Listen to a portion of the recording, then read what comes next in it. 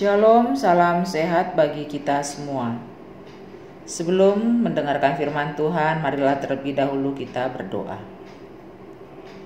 Terpujilah Engkau Bapa yang senantiasa memberikan nafas kehidupan dan pengharapan dalam hidup kami. Meskipun terkadang masa-masa sulit seringkali kami alami, tapi dalam iman kami yakin bahwa Engkau senantiasa memberikan rancangan yang terbaik dalam kehidupan kami.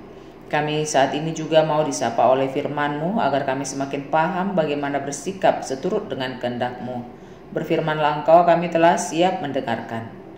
Amin.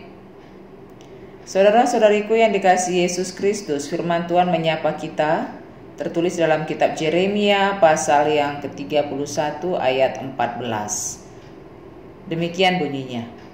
Aku akan memuaskan jiwa para imam dengan kelimpahan, dan umatku akan menjadi kenyang dengan kebajikanku. Demikian firman Tuhan. Dalam bahasa Batak dikatakan, Dungi marlobi-lobi maton dini akamalim di tabo-tabo jalabo suran bangsoku marsaulihon dengan basakku Nina Jehovah. Saudara-saudariku yang dikasihi Yesus Kristus, pada hari ini kita diingatkan tentang kasih Allah yang dinyatakannya melalui hambanya Yeremia terhadap umat Israel, umat pilihannya, untuk memulihkan umat tersebut. Dalam Yeremia 30 ayat 3 dikatakan bahwa Allah berjanji akan memulihkan umat Israel dan Yehuda serta mengembalikan mereka ke negeri mereka.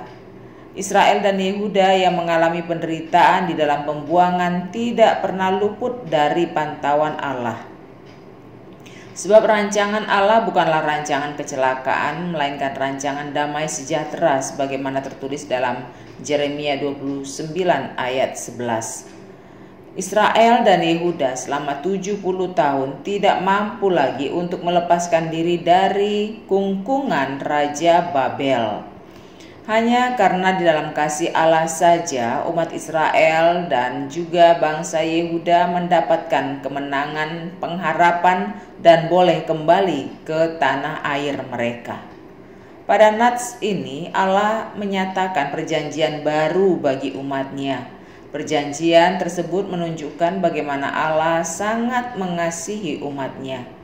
Ungkapan yang mengatakan mendapat kasih karunia, memberi kasih kepada para imam dan juga kepada umat yang sangat dikasihinya dengan memuaskan mereka dengan berkelimpahan anugerah serta menjadi kenyang dengan kebajikan-kebajikan yang Tuhan berikan. Itu menunjukkan betapa besarnya kasih Allah, lebih besar daripada hukuman yang diberikannya kepada umat Israel dan juga kepada kita umat yang dikasihinya.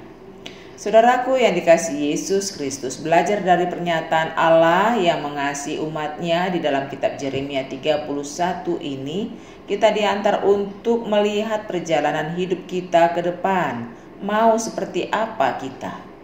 Perjalanan hidup bangsa Israel yang meninggalkan Allah menjadikan mereka hidup di dalam kelemahan, kekalahan, sekaligus penderitaan yang besar dan berkepanjangan. Sekalipun Allah tetap mengasihi mereka. Maka apabila dalam hidup ini kita ingin melihat perjalanan kita ke depan, tentunya semua manusia tidak pernah dijanjikan oleh Allah akan menerima kehidupan yang baik-baik saja, aman-aman saja, jauh dari hal-hal yang tidak disukai oleh manusia. Namun Allah juga sesungguhnya memberi kekuatan kepada kita. Manakala Tuhan mengizinkan kita mengalami pergumulan, Tuhan mengizinkan kita mengalami kesulitan-kesulitan, sesungguhnya yakinilah bahwa pergumulan kita itu, kasih Allah jauh lebih besar daripada pergumulan tersebut. Kesulitan kita itu, apabila kita hadapi dengan begitu beratnya, yakinilah kasih Allah melampaui segala kesulitan-kesulitan yang kita hadapi. Yang Tuhan inginkan dalam hidup kita hanyalah kesetiaan dalam iman kita kepadanya, dan berperilakulah tetap seturut dengan kehendak Allah. Sebab waktu yang Tuhan tentukan bagi kita untuk mengalami suatu proses pergumulan dan juga waktu yang Tuhan berikan kepada kita untuk memperoleh hasil, semuanya nyata di hadapannya. Janganlah kita menjadi orang yang gampang sekali tergoda untuk menjauh dari Allah.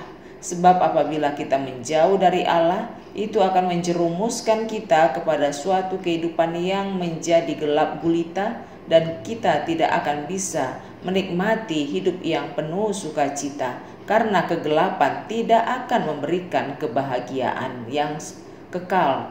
Kegelapan hanya memberikan kebahagiaan yang semu dan sangat sebentar saja, sehingga lebih banyak lagi masalah yang didatangkannya. Saudara-saudariku yang dikasihi Yesus Kristus, apapun kegagalan, kekalahan, kesulitan yang kita alami, penderitaan yang sedang kita jalani, tetaplah yakini firman Tuhan yang telah kita dengar pada saat ini, bahwa mata Tuhan senantiasa memperhatikan umat yang dikasihinya, termasuk kita, termasuk keluarga kita. Oleh sebab itu, berikanlah dirimu hidup hanya di dalam kasih dan kesetiaan kepada Tuhan. Berperilakulah sebagaimana yang Tuhan inginkan, supaya dengan ketaatan kita itu Tuhan memperhitungkan segala kesetiaan dan kasih kita kepada Tuhan, dan Dia akan memberikan sukacita berkelimpahan kepada kita. Bila dikatakan dalam nats ini Ia akan memberikan kelimpahan kepada para imam, Dia juga memberi kelimpahan kepada umat yang dikasihinya. Kita semua adalah umat yang dikasihi Allah, yang dipakai juga boleh sebagai imam untuk memberitakan kabar baik dan juga kebaikan-kebaikan Allah yang sudah langsung kita nikmati secara nyata dalam kehidupan kita ini.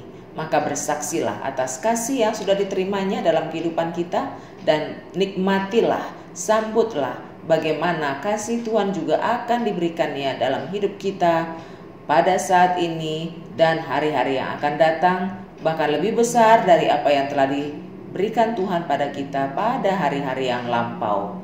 Yakinilah Tuhan akan senantiasa memberikan kecukupan dan kebahagiaan dalam hidup kita apabila kita menerima segala realita kehidupan ini di dalam rasa syukur. Saudara-saudariku, marilah kita menikmati hari-hari yang Tuhan berikan dalam hidup ini dengan penyerahan diri yang penuh kepada Tuhan, dan juga kita menjadi orang yang setia hanya di dalam kasih-Nya. Amin. Marilah kita berdoa.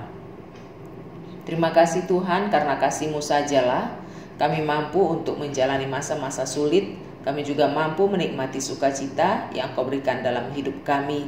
Bagaimanapun hal-hal yang sedang kami alami pada saat ini, apabila tidak bersama Engkau, kami akan terjerumus dalam kegelapan yang semakin mempersulit kehidupan kami.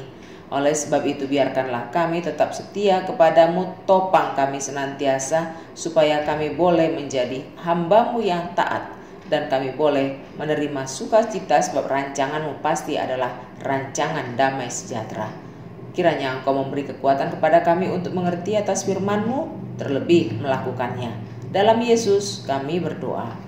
Amin.